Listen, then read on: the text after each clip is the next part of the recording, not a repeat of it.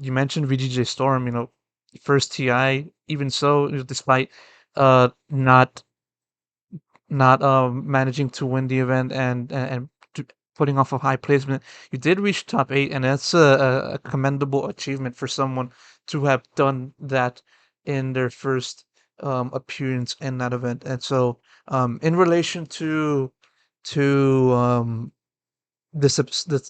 subsequent TI appearances that you'd have in Quincy Crew and TI10, how did you view that experience, in TI8 in VGJ.Storm, and the manner in which the team composed itself throughout the entire event? I think our team composition was okay. I just think is very inexperienced players. These are like that TIA was basically first TI for a lot of us. No one had even played on a main stage. No one had played on a booth, let alone on LAN much, outside of maybe MSS at the time. I don't even really remember. Um, that it's like I don't know. It's tough when you do like, and I'm the captain, and I've never done this shit. What do people want from us? If you have like a puppy on there or something, I think it can look vastly different, right? Because then you have this guy who's been there 6 or 7 times, who's been to 100 lands, who understands what can go right or what can go wrong for a team on land, can understand how players are behaving and why. He understands a lot more of the larger macro stuff I'm talking about. I've been doing that for like 3 or 4 months, and on my first team I'd ever built, on the first team I'd ever captained, and we'd had a lot of decent success in a short time, but like we don't really know. I don't know why we're succeeding as much as we are, right? We're just kind of winning, and I like to believe it's because we have like good ideas, and our composition of the team is good, and we have some really good players like Resolution, who was like one of the best carries in the world at the time. All of this helps, but I don't really know, right? And we just go into TI, and the second we encounter like one or two problems, it's very hard to adjust or fix them because I don't know what the fuck is going on, like, to be honest. And like, there's just no way I can know because I don't have the experience as a captain at that point. And we didn't really have another player who did outside of maybe Rezo. And I think Rezo like did his part. Like he's a pretty experienced TI player, but it's not his job, right? Like I wouldn't put it on him. I wouldn't. It's unfair to, especially given the position at the time. We also just had maybe some bad luck running into OG. Like I don't know. I mean, what can you do? You can say it's bad luck. You can also say, well, that could have also been us, right? We could have beaten them and maybe gone on. So uh, all those things go both ways. But I just think, yeah, if I was a captain who had been captaining for 4 or 5 years at that point, maybe we get one or two placements higher, and suddenly that team looks a lot better. And I understand the strength of my players, and everything looks different. But that's life. Like you don't know what you don't understand until you go into a situation like TI where it exposes what you don't understand, and then you go, damn, I don't know a lot. And then how do you learn that? Well, you got to do it a bunch more. And you don't necessarily get those opportunities a lot. That's why the super experienced captains have historically been very valuable.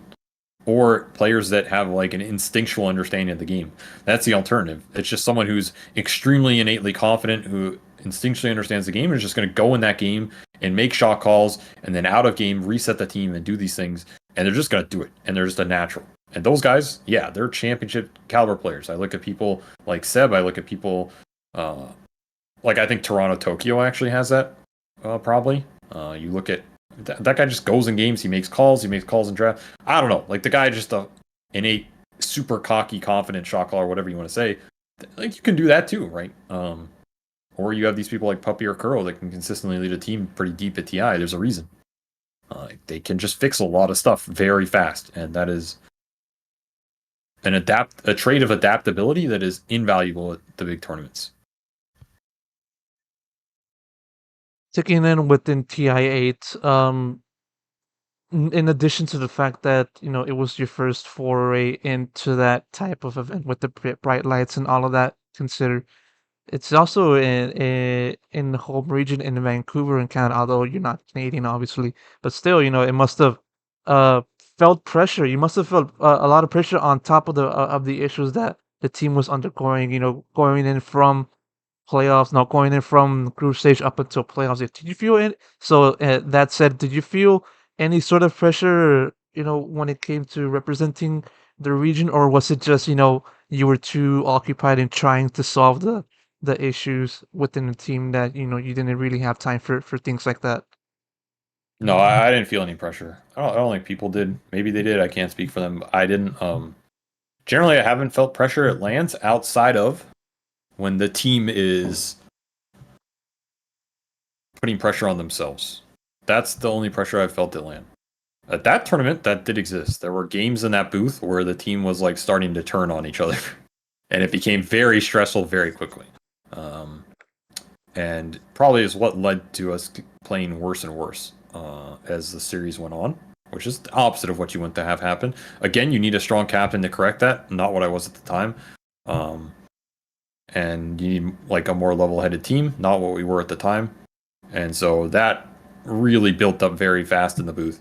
People really felt it, and it became a very toxic atmosphere in some ways very quickly. That pressure I felt, but in terms of like, wow, this game is going really bad communication wise really fast. If it's going good, it's okay, but the second its lane starts going bad, it goes pretty bad. But outside of that, no, like there wasn't too much pressure on us. We were just there playing. Like, I don't know, we were just some kids from North America. What can go wrong? Nobody expects anything from us anyway.